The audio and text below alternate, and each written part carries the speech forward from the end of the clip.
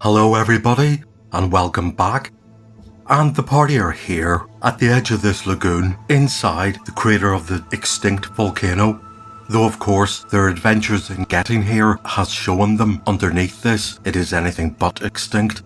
They did see a little cluster of buildings here, or more accurately, they did see the wood smoke from this settlement. They have seen a temple on this island, which looks to be in ruins and half covered with jungle. There is a good chance, given their experience of adventuring, that this is the epicenter for all the problems which have driven them to be here. They're going to make their way to the village on the off chance that they will get a boat that they will be able to use to cross the lagoon to the temple. As of yet, they don't know if the villagers are under the thrall of the Kopru and therefore they will have to fight for this boat, or whether they will be made welcome. At their current encumbrance weight, they can travel 9 miles per day. This is just 3, so it should just take them until the middle of the day or even earlier to get to the village. The animals in this place are largely benign, though it seems unlikely it will be so cut off from the outside world that there mightn't be something. So let's roll to see, was there anything? And there is. What's a 5? Alright, that's the pterodactyls. Okay. There's quite a few wandering monsters here we haven't had. We haven't had the triceratops or the saber-toothed tigers. What a shame. But okay, as always, despite the fact that pterodactyls are there, they may be hunting for something else. They might be hunting for fish in the lake. So let's just do an encounter distance. And that's reasonably far away. That's 190 yards away.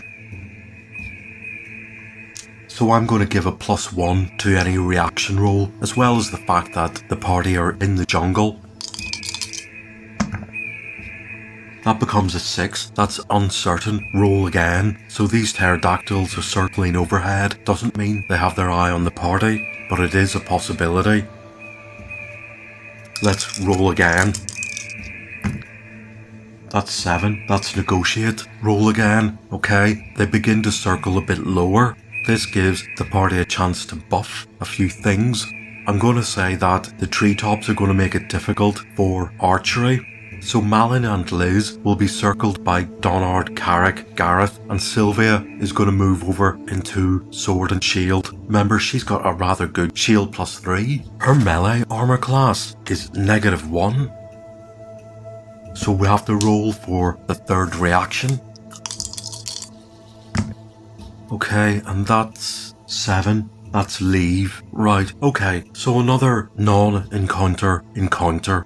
Though I have to say, I should, strictly speaking, only give the distance bonus for the first of those 3 rolls. Because if the enemy close distance to, quote, negotiate, or as part of being uncertain, then there wouldn't be any adjustments for, well, distance. The party have made it to the edge of this clearing, and they can see the huts quite clearly. They can also see that this land here has been cultivated, and there are some people working in these fields, and of course they stop working and look up, and immediately one of the elder ones working the fields has a sharp word with one of the youngsters, and obviously they must have told them to run off and warn the others. I think it would be best to approach with our weapons put away. These people don't look to be well armed. In fact, they look to be civilians. So even if they are under the thrall of the Kopru, we will have the upper hand. So let's move further towards this village. And this is what it looks like here. In the book, there's at least 2 columns of text describing this village, and we're told that it's inhabited by 15 tribal members. There are 5 main huts, 1 for each family, and there should be roughly 10 in each family. We're told these people are peaceful, and they're ruled by 3 people: a chief, a talking chief, and a cleric. As the party cross the fields towards the village, more of the people who are working in the fields grasp their farming equipment and hurry back towards the village. By the time the party get to here, the outskirts, everybody has gathered, and as is customary, the children and the elderly are well to the back. Right, there's about 15 adult men, about 15 adult women, about 10 children and 10 elderly. The 15 men are armed with spears, and they have formed a small protective wall here. There are two people who are wearing elaborate clothing, which is usually associated with some kind of ranking, step forward. Now amongst the party, one of them have to step forward. Donard gives Sylvia an elbow forward and says, "People seem to like you." And it's kind of true. Sylvia is the only one who has a charisma bonus of +1. So Sylvia steps forward. There's a bit of a standoff. The easiest way to break a standoff is to simply raise a hand and say, "Hi, hail, hello, welcome." The party aren't going to say welcome since they aren't hosting anything. So Sylvia will step forward, raise a palm and say hail. This seems to be a universal symbol, as the two elderly people wearing the more elaborate clothing raise their hand and say hail, though it really doesn't break the standoff. The more senior, or at least the more elderly, of the two men doesn't raise his right hand. That hand is withered and unusable, and everybody can see that. The next obvious statement is, "We come in peace, we mean you no harm." So with that, the second elder steps forward. He is carrying a club, and he speaks in common and says, "State your purpose." He speaks with a rather thick accent, and as the conversation will continue, he will also throw in a lot of indigenous and colloquial words which these people in their isolation have created for themselves. It doesn't make negotiations difficult, but it is interesting. The conversation will go back and forth. The party are going to tell the truth. They have nothing to gain by subterfuge, so Sylvia, who generally is truthful anyway, points over to the island and says, "We are here because our land is under the threat of a great evil, and we believe over there is the source of the evil." And this seems to cause a great stir and conversation amongst the locals. The two elders bow deeply towards the party. Carrick says, "Oh, well, that's normally a good sign." And they turn and face the crowd. They mutter something, and the crowd parts either way. The chief says, "We bid you welcome." So the party have made it into the village. Obviously, when they're talking amongst each other, questions that will be asked are, I wonder what made them change their attitude so quickly? What is their relationship with this temple? Well, we're soon going to find that out. Indeed, as the party move into the village, they're soon crowded around by the curious locals who have abandoned any sense of fear and instead seem to be looking on wide-eyed in wonder. And of course, it is the tactless Donard who has no problem in asking questions out of turn or which mightn't be the right time to ask, and he asks about why you've suddenly made us welcome when we mentioned the evil from that temple. And the chief turns and says, "You will find that we are also threatened by the evil from that temple. But first, we need to speak to the chief, and he will look into your heart and judge your mind." Okay, so there's a third chief, and we're all ushered onto one of these little boats. Of course, Carrick and Gareth are like, boats. And as has mentioned on several occasions, trying to get Carrick into a boat is like trying to get a cat into a bath. This isn't helped very much by Gareth, who instead of telling him to be sensible, actually seems to be egging him on. There isn't room for all of us on this little boat, so what actually happens is this boat is rowed over with a couple of crew. They fetch this boat, row it back, so that gives the party a chance to look around. This is the lake. There are fishing nets here.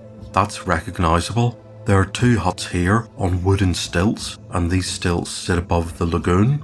The lagoon itself is largely very calm. I don't think they'd be under any threat of being washed away by any freak waves, unless of course there is a serious earth tremor, which is a possibility. In fact, it's almost time to roll for an encounter, and if we get a 12, there's a chance we might get a serious earth tremor. Is there one? I mean, if I roll for the odds of an encounter on 5 or 6, that's a third, and then I have to roll 2d6 to see if there is an earth tremor, so that brings it down to 1 in 36. So let's just roll for the earth tremors, and let's forget about rolling for the odds of an encounter. There isn't an earth tremor. The party are rowed across the few yards of the lagoon to the small jetty outside the chief's hut. The door to the hut is framed on each side by stout poles that have been deeply carved with totemic shapes. Animals, plants and geometric designs are stacked upon each other and have been coloured with natural dyes of red, green and yellow. That crocodile looks cute, says Malin, pointing to one of the symbolic animals which was bearing a long row of teeth. How can you tell it's a crocodile? Asks his sister. It looks like a dog. She looks to Carrick for his artistic opinion, but the dwarf shrugs. Fano, the talking chief, and Umlat, the cleric, enter into the hut first and bid the party to follow. The interior is gloomy, with the only sunlight filtering through one of two small windows. This one is facing west, as the day is getting old. The large, single room is covered in even more deeply carved coloured totems which have been nailed to the walls. Some of these are ceremonial looking shields and spears, many of them are masks with hair of dried grass. At the far end of the room, where they are expecting to see the chief sitting on a throne, is instead an altar. There is a collective gasp from the party as they see what sits on top of it. What is it? Asks Gareth, who has yet to see the small black statuettes of the Copru that emanate some kind of psychic control over their victims. But the initial fear of the party is quickly replaced by confusion or curiosity. This little statue isn't black with a reflective surface, it is white that looks darker in the gloom, and it doesn't have a bulbous head and the three aquatic tentacles like the others. It is clearly carved, somewhat crudely, into a humanoid with the expected number of limbs and heads. It also has a somewhat simple grin carved into its face that is impossible not to like. Donard is probably the first to grasp its significance. This is made from white pearl, not black, and if this is the tribal chief who talks to Fano, then presumably it also has psychic powers. But where is the person or people who control it? The party are bade to stand near the back of the hut, while Fano moves forward to stand in front of the small statuette to commune with it. Everyone assumes that he is receiving thoughts into his mind. Malin clutches his medallion that hangs around his neck. It was taken from the magic user they fought in the caverns below. He had put it on, greedily hoping for some of its magic powers, but he didn't feel anything. He keeps wearing it as it is well crafted and makes him look even more decorated and esoteric. He toys with it absent-mindedly whilst wondering if he can feel any powers coming from the statue and, if possible, work out what is being told to Fano. And then he discovers he can. He hears the old man's voice in his own head as it goes through some wandering internal monologue. Malin is wearing a medallion of ESP and it works on a roll of 2 to 6. That's a 2, it works. Malin clutches the medallion harder and concentrates. The old man's voice inside his head becomes clearer. It is mumbling and complaining about aches and pains and how he hopes it's mango and fish for dinner, and for sure it should be, because didn't he see his daughter skinning some mangoes, and that's what they usually make on this day of the week. And then he thinks he has to do something with this party of strangers, and if they go to the temple and kill their enemies, that would be good. But when was the last time anybody from the temple came ashore for a fight? And sure, if the fighting stopped, what use would the village have for me and my advice?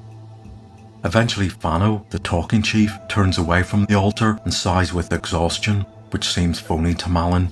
The chief has spoken, Fano declares. We are to give the strangers hospitality and to help them on their way. Though it is up to them to discover what they must, that is part of their quest. So, you can't give us any advice? Asks Carrick. I'm sure we can answer your questions to the best of our knowledge, says Umlat the cleric, stepping forward into the conversation. And Malin wonders if Umlat is also sceptical of Fano's performance.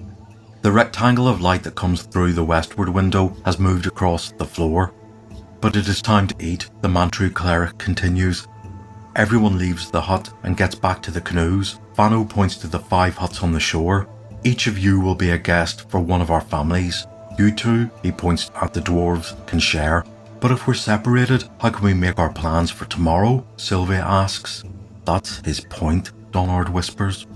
You will have much time to plan your quest, says Umlat. You can stay as long as you like, and the days are your own to do with as you please. He glances over at Fano and gives a deferential nod. Our chief is the lord of all hospitality, is he not? Fano nods back with a hard stare.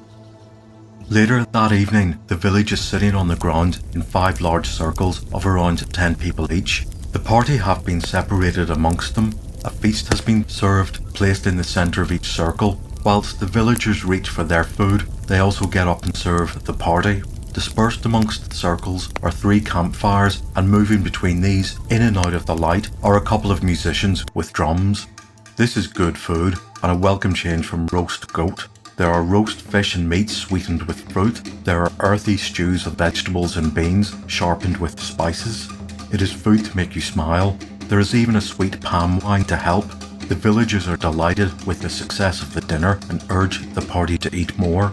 But when the meal is over and the evening ends, there is no after-dinner entertainment. There is no bard to tell a story, not even a song. But it doesn't look like the villagers are aware of this absence. They just get up, tidy everything away, and go back to their huts. Sylvia wonders if these people have any sense of history, even if it is a mythology. And all those decorations, do they have any meaning?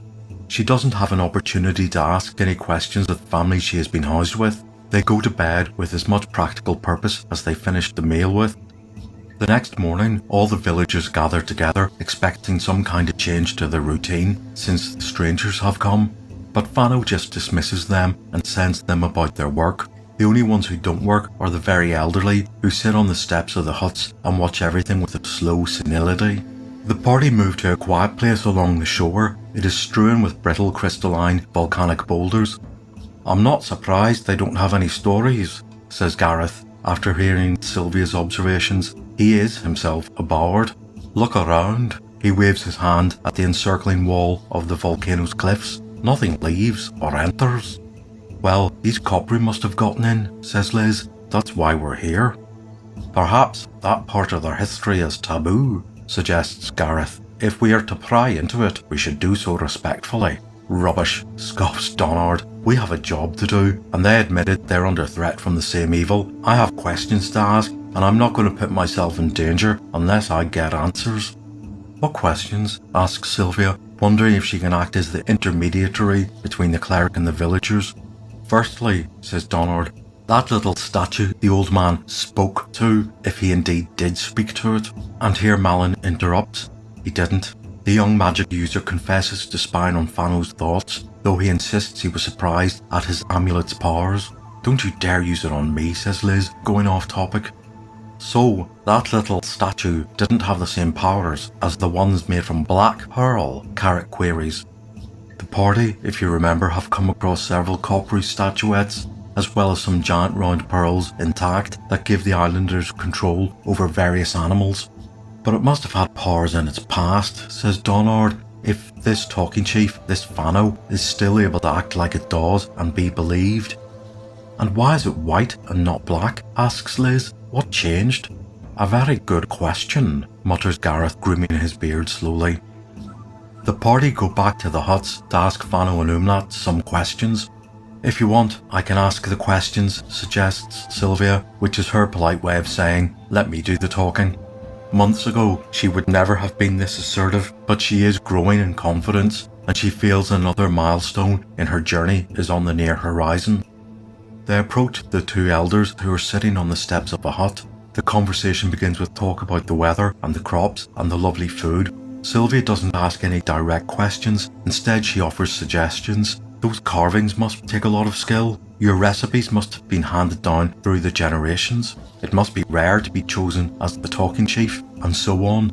These suggestions are either confirmed if they're close or corrected if she's off the mark. Yet bit by bit, the 2 elders open up and give the party a good history of the village. Most of it confirms what they were thinking. These are an isolated people in decline. Most of their skills and culture were developed generations ago, and most of these have been lost. They don't know what any of their symbols mean. They've been eating the same foods all their lives, and Fano is considered gifted for being able to communicate with the chief.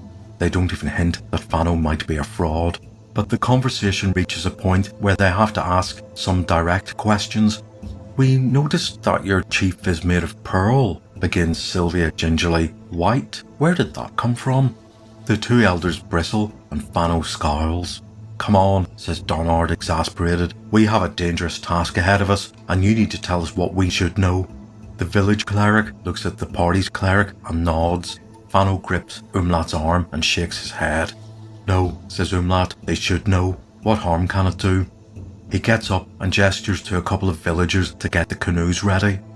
Soon, the party find themselves back in the chief's hut looking at the altar. Umlat pushes aside a curtain at the base of the altar and removes a large bundle wrapped in cloth. He picks the cloth aside with great care, and inside are 4 wooden boards, each about 1 foot square. The surface of each board has been carved and etched and painted. Judging from the faded dyes and the patina gathered in the grooves, these are very old. Umlat lays them side by side on the altar, and it's apparent they form a story. The first panel depicts a clam with its shell open. It is sitting underneath a structure. In its mouth is a large circle. Judging from the size of the small figures that surround it, this clam is giant, as is the pearl. The figures are both supplicant and holding their hands up in worship. This is Ko, our god, says the cleric, sitting in his temple. He is offering the gift of one of his pearls, which takes generations to grow. These are the white pearls, and he gestures to the little statuette in front of them on the altar. The next panel shows people holding these pearls, whilst all around them, small figures are riding flying animals and herding pigs and fishing. These pearls, Umlat explains, let us control the nature of the plants and animals. We always had a bounty of more than we could eat and drink. Life was good. The party had seen something similar with the islanders beyond the southern wall. They had used black pearls and controlled pteranodons and plesiosaurs to attack. The next panel shows a temple in the jungle with a massive explosion shooting up from it. And then the cataclysm happened. Everyone saw a ball of fire erupt from the temple. The earth shook like never before. Is that the volcano beneath us? Asks Malin. Volcano? Queries Umlat, unsure of the word. The fire mountain, suggests Carrick. Yes it is, affirms Fano, not overly convincingly. Sometimes you get rocks that fall from the sky that look like that, whispers Gareth to his fellow dwarf. The temple was not always on an island, Umlat continues, but after the cataclysm, the land around it sunk into the lake. That is how it is today. The last panel shows people in boats, brandishing spears, leaving the temple. They are holding aloft circles, but these have been coloured in black, and hovering above the scene, like giant ghosts, are 3 unmistakable shapes of the Kopru. These creatures came up from the fire mountain, says Umlat. In the cataclysm, they have taken Ko, our god, and have corrupted him to make these black pearls. These are our kinfolk on the island with the temple. They are slaves to do their bidding, and here they are, coming across the lake to attack us. These creatures are called Kopru, which is itself a corruption of Ko, our god. The party look at the images of the floating demonic Kopru rising over the temple. Thank you, says Donard, finally breaking the silence. Now we know what we have to do to save Karamikios. And beyond, Liz adds grimly. And indeed, they do know what to do next, and we will begin that part of the adventure next time. So I will see you then.